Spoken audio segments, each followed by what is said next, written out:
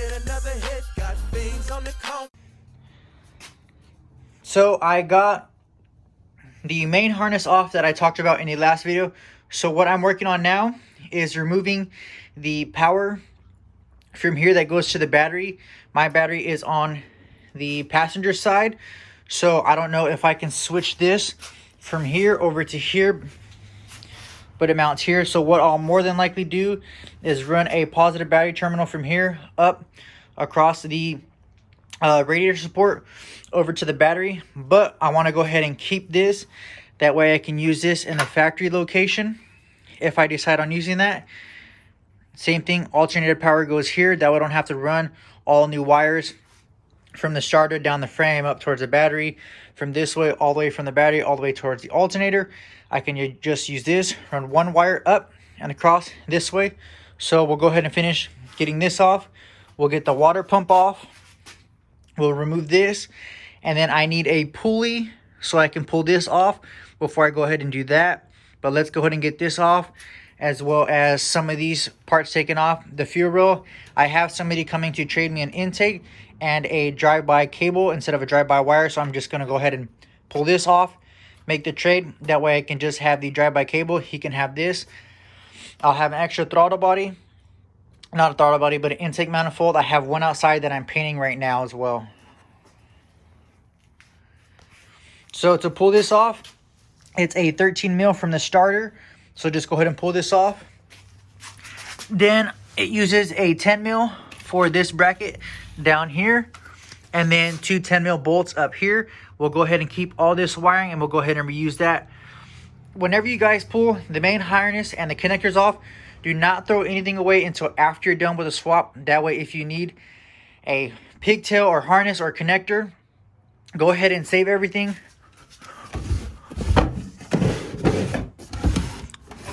I have all my old connectors, the whole entire fuse block, the whole entire engine harness, all down here.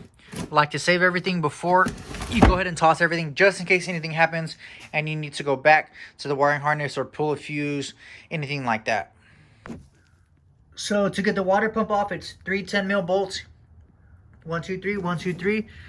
Just go ahead and pull this off. If you're doing it in your garage, put a pan, because this will have a little bit of radiator fluid left. So now we're going to go ahead and pull this off. I will go ahead and pull the pulley off with this off as well. That way I can go ahead and get this off. This alternator is already loose, just have to pull the bolts. And we'll go ahead and take the coil packs off. We'll take the fuel rail off. We'll take some of the stuff on this side off. Anything extra that we don't need, that way we can go ahead and get this block cleaned up, primered and painted. Same thing for this part right here. Now on the S10 LS swap, I know with some of the motor mount swap brackets, this pulley hits. Now I've heard people say they slide it forward and it clears, and then they don't have issues with the aftermarket headers and the steering shaft. But I know there is a Dorman part number 300-302. That's a Dorman pulley metal. I believe that's 1.5 inches or 2 inches shorter that clears it. So instead of hoping and praying that whatever, I believe the motor mount brackets I purchased were the CPW polyurethane. So rather than praying and not ordering that, I'm just going to go ahead and swap that out from the beginning. That way that's something I don't have to worry about later. We'll go ahead and pull the oil filter lines off. We're going to go ahead and run a external oil filter cooler fan. So we're going to put AN fittings, push lock, hose. That way we can go ahead and get this done, as well as same thing on the transmission side. We'll go ahead and get this broken down and get some of these parts off. We'll start painting some of this.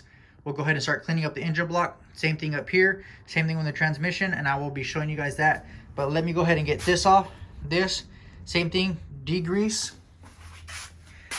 hit them with some engine enamel primer, and then whatever color you guys choose. This is the color I'm going to be doing the engine block. And then some of the smaller other accessories, I'm going to be doing white.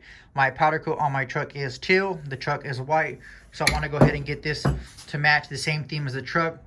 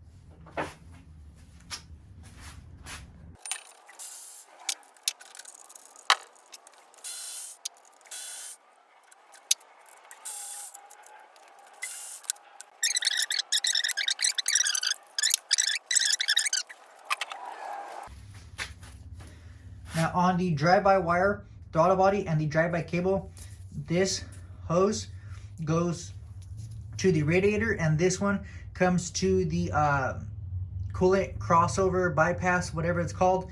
So this one we'll go ahead and take and cap off. Same thing with this one. This one will stay here, and then whenever we do the swap, this will go back onto the radiator for the V6.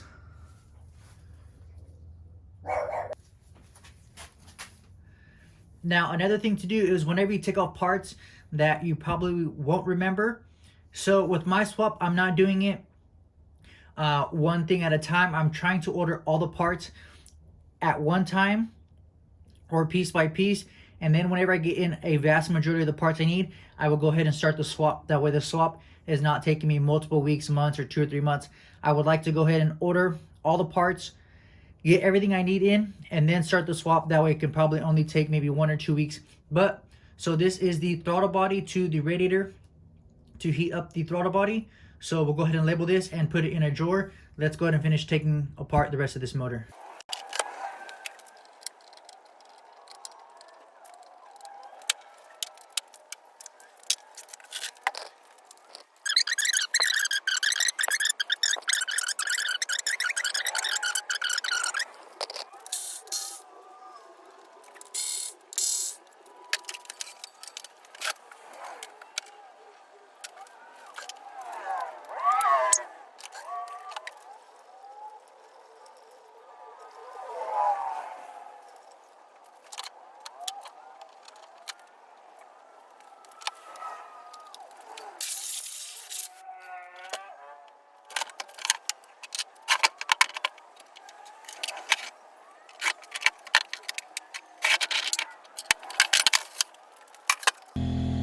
Now this is the throttle body that I will be using. So the drive-by wire has all the stuff on top like the other intake manifold, and it doesn't have the bracket. So I went to the junkyard and pulled off the bracket for the drive-by cable. So we'll go ahead and just use this bolt and this one. We'll go ahead and cut this, and this section right here from the center, we'll go ahead and cut down this piece. This one is for the throttle. This one is for the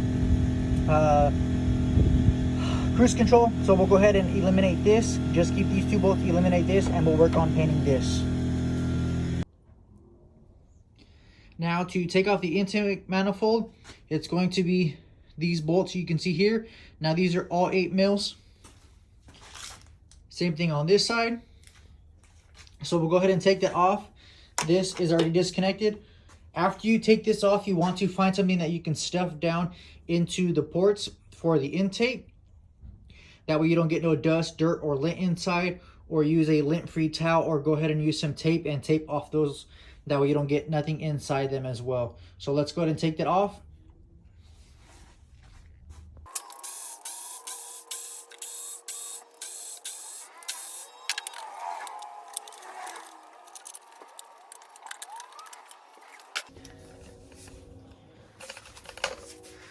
Now, whenever you guys go to release, this is a stock intake manifold.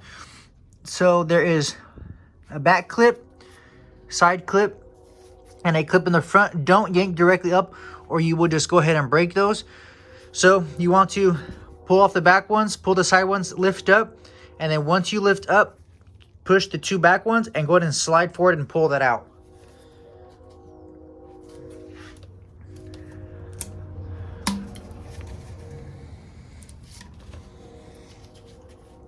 Now this piece sits right here. That way it doesn't let dust fall back into the valley cover. So we'll go ahead and pull that off.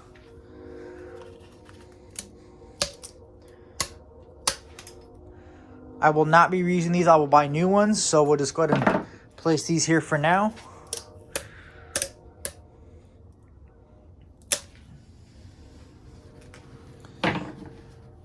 Now you can see the mesh that I was talking about.